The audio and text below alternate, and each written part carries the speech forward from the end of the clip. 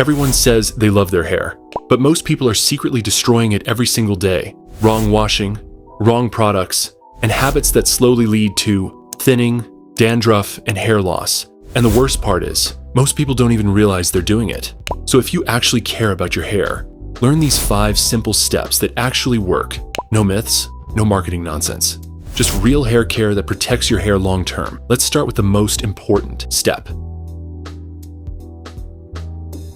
First, clean your scalp properly. Not just your hair, your scalp. Because every single day your scalp collects dust, sweat, oil, pollution. And if you don't clean it properly, your hair follicles slowly get weaker, which leads to hair fall over time. This is where shampoo comes in. But here's the truth. Most brands won't tell you. Shampoo has only one job: to clean your scalp. It does not magically make your hair thicker. It does not make your hair grow faster. It simply removes oil and dirt.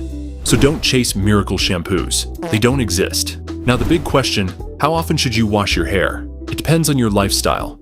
If you mostly stay indoors, 2 to 3 times per week is perfectly fine. But if you go to the gym, sweat a lot, or work outside, then washing daily with a gentle shampoo is completely okay. Just remember one thing: when shampooing, don't scrub like crazy. Massage your scalp gently with your fingertips for about 1 to 2 minutes. That's enough to clean it properly. And another mistake people make: hot water. Never pour hot water on your scalp. It dries the scalp, damages hair roots, and causes more hair breakage. Always use cool or lukewarm water. After shampooing, your hair usually feels dry and rough. That's because shampoo removes natural oils, and this is where conditioner becomes important.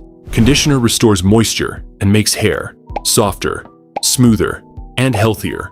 But here's the correct way to use it. After shampooing, squeeze out excess water. Take a small amount of conditioner and apply it only on your hair strands, not your scalp.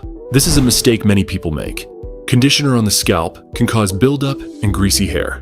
Also, avoid those 2-in-1 shampoo plus conditioner products. They sound convenient, but they rarely work well. Always use a separate conditioner. This step looks simple, but most people ruin their hair. Here, right after showering, they grab a towel and start rubbing their hair aggressively. That friction damages hair strands and causes breakage. Instead, gently pat your hair dry, or wrap it lightly with a towel and let it absorb the water. Even better, use a microfiber towel. It absorbs water faster and reduces hair damage. Now let's talk about hair dryers. Hot air might dry your hair faster, but over time, it can make your hair dry, weak, and brittle. So if you use a dryer, always use the cool or low heat setting. Your hair will thank you for it.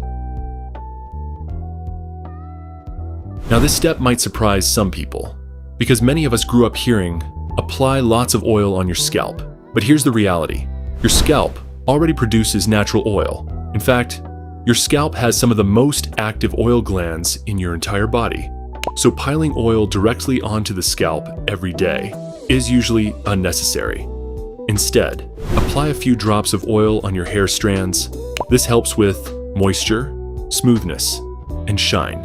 If you want to massage your scalp with oil, that's fine, but do it occasionally, maybe once a month. And if you have dandruff or an oily scalp, avoid leaving oil overnight. Apply it for 30 to 60 minutes, then wash it out.